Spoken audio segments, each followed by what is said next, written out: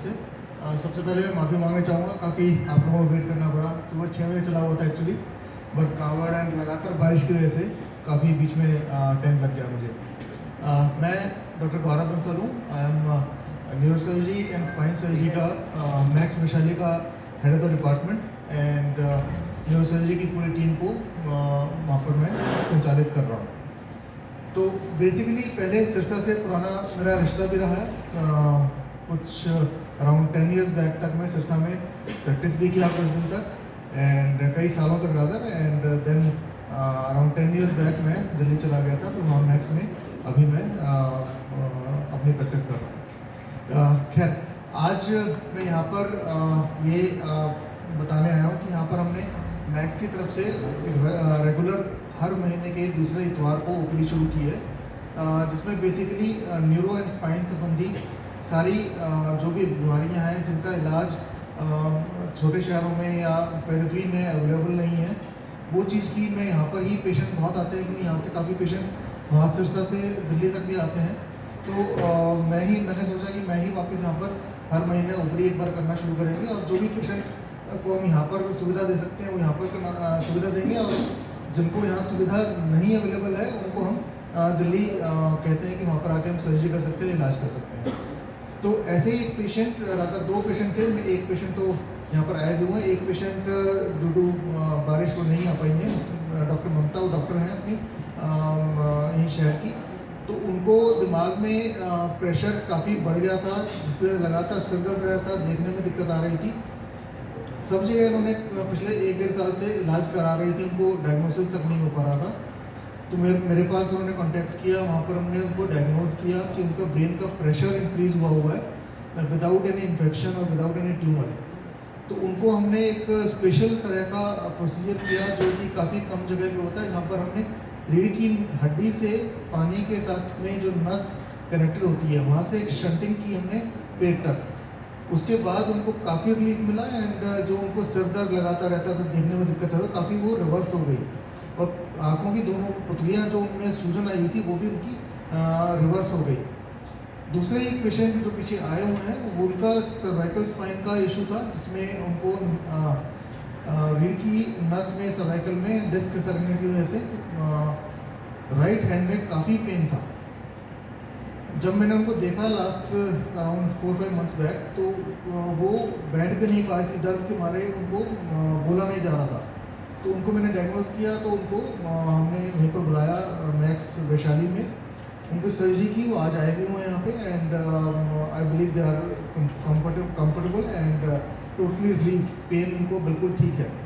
तो ये 2 पेशेंट हैं। इसके अलावा भी हमने काफ़ी पेशेंट्स यहाँ से ट्रीट किए हैं, जो ब्रेन ट्यूमर्स के, स्पाइन सर्जरी के, डिस्क खिसकना के, ब्रेन हेमरेजेस के, काफ़ी रेगुलरली पेशेंट्स यहाँ से मेरे पास माता आते हैं, और वो अभी तक काफ़ी लोग को उनसे लाभ भी हुआ है जो वहाँ पर आए हैं और ठीक हो गए हैं।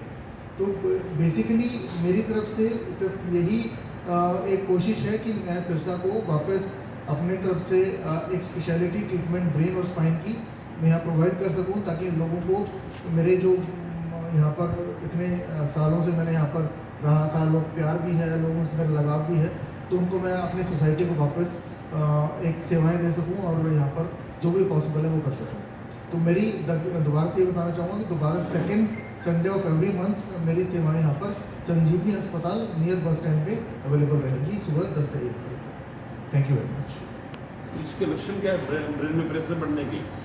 ब्रेन में प्रेशर बढ़ने के जो लक्षण रहते हैं, तो सबसे पहला लक्षण रहता है सिर दर्द का, जो कि अमूमन पेन किलर से और उनसे ठीक नहीं होता है, और ये सुबह तकरीबन सिर दर्द जो होता है सुबह उठने पे ठीक हो जाता है नींद के बाद में। ये ऐसा दर्द होता है जो सुबह उठने के साथ भी लगातार रहता है और 24 घंटे रहता है। अगर ये परसिस्ट करता है और हम उसको देर तक इग्नोर करते रहते हैं, तो धीरे धीरे आंखों की रोशनी में कमी आने लगती है, उल्टियाँ होने लगती हैं, और या मरीज को बेहोशी आने की संभावना या दौरान की संभावना भी रहती है। तो इसका रीज़न क्या रहता है?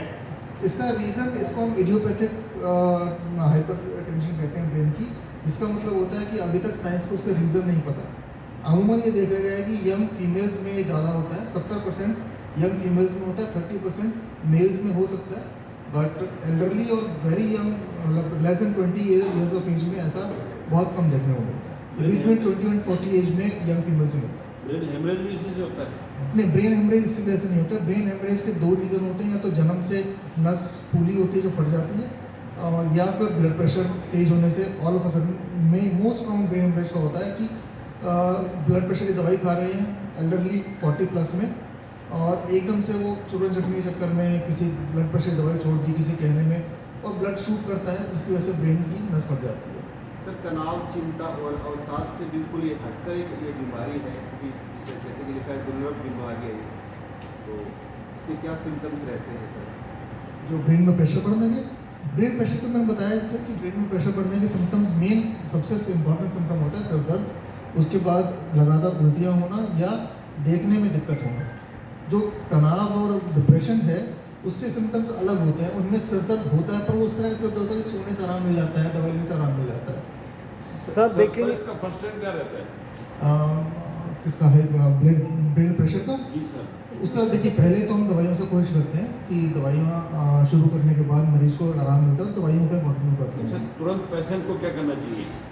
अगर देखिए नॉर्मल सर दर्द है तब तो उसको दवाई लेते हैं, तकरीबन देखिए महीने में एक आध बार सर दर्द सबको होता है, तो उससे कोई दिक्कत नहीं है। पर ऐसा सर दर्द जो दवाई लेने से ठीक ना हो रहा हो, लगातार हो रहा हो, और जो सोने से भी आराम ना मिल रहा हो, उस केस में सबसे पहले CT हमारी कराना चाहिए, एक न्यूरोलॉजिस्ट इंडिविजुअल को दिखाते हैं। सर स्पाइन की समस्या बहुत है जी। देखा है जी 60 से 70% लोग पीड़ित रहते हैं इससे, जी। और कई बार ऑपरेशन भी करा लेते हैं तब भी आराम नहीं आता। ये उस केस में क्या रहेगा जी? देखिए, इसमें दो चीज़ें हैं। एक तो पहले ये धारणा कि स्पाइन की सर्जरी के बाद मरीज ठीक नहीं होता, ये बहुत पुरानी बात हो गई है। अभी हम जो लोग कर रहे हैं वहाँ पे 4th जनरेशन एंडोस्कोपिक स्पाइन कर रहे हैं। 4th जनरेशन का मतलब ये है कि आज के दिन जैसे पहले गॉल ब्लैडर का होता था ना, थोड़ा चीरा लगता हाँ जी, था, हाँ जी। अब आजकल इतना चीरा लगता है, अब मरीज अगले दिन से घर चला जाता है। सेम पे हम स्पाइन सर्जरी कर रहे हैं, सुबह करके शाम को घर भेज देते हैं पेशेंट को, है ना। तो उसमें अब 4 mm यानी 1 सेंटीमीटर का भी आधा हिस्सा, यानी इतने mm से चेहरे से स्पाइन सर्जरी कर रहे हैं। पहली बात तो ये, इसका फ़ायदा क्या होता है कि उसमें कोई भी हड्डी, मसल्स, मांसपेशियाँ, उनको चेहरा फाड़ी नहीं की जाती है, तो मरीज को बाद में हमेशा जिंदगी भर पेन रहता था सर्जरी के बाद, वो अब नहीं होता है, क्योंकि मरीज को कट ही नहीं लगता है, इतना सा कट लगता है, दूरबीन से जाते हैं, प्रिसाइज है, जस्ट लाइक गूगल मैप्स, अंदर जाते हैं, डिस्क जो दबाव बना रही है उसको हटाते हैं और वापस आ जाते हैं। तो बहुत छोटी तरह की, एक तरह से कह सकते हैं, एक रूटीन सर्जरी हो गई है आज के दिन, और वो हम लोग कर रहे हैं, मरीज को नेक्स्ट टाइम घर पे देते हैं। थर्ड थिंग जो ये है कि अनसक्सेसफुल रहती है, उसका दूसरा कारण ये रहता है कि डायग्नोसिस गलत होना, कि मरीज को प्रॉब्लम घुटने की वजह से है, जिसकी वजह से नहीं चल पा रहे, मांसपेशी की वजह से है। MRI में दिखता है कि हल्की सी डिस्क है, उसका ऑपरेशन करा लेता है ना। तो उसमें डायग्नोसिस जो प्रॉपर नहीं था, सर्जरी से उसका रिलीफ नहीं मिलेगा।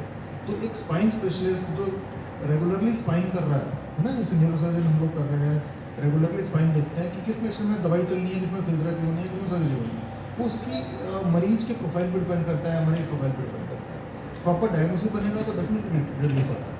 जी सर, एक ही एज के अंदर इसमें कोई एज फैक्टर है कोई? स्पाइन सर्जरी में स्पाइन सर्जरी यूजली 30 प्लस में होती है, पर अमूमन फिर हम कर सकते हैं 80-85 तक तो इजीली होती है रेगुलर ना।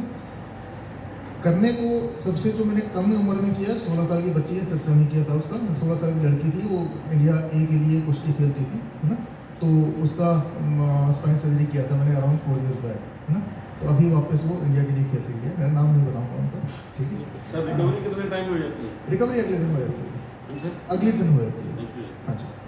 और जो एल्डेस्ट मैंने किया है, माता का किया था, वो दिल्ली मैंने किया था मैक्स में, तो 102 साल की माता का किया था, उसकी स्पाइन फ्रैक्चर था, उनको हमने स्टिचलेस सर्जरी किया था, इसको हम काइफोप्लास्टी कहते हैं। इसमें कोई चीरा टांगा नहीं आता है, पेशेंट का 2 लेवल पे फ्रैक्चर था स्पाइन में, और वो अगले दिन मैंने माता को लोकल CM में करके डिस्चार्ज कर दिया था। एक्सपेंस क्या रहता है इसका?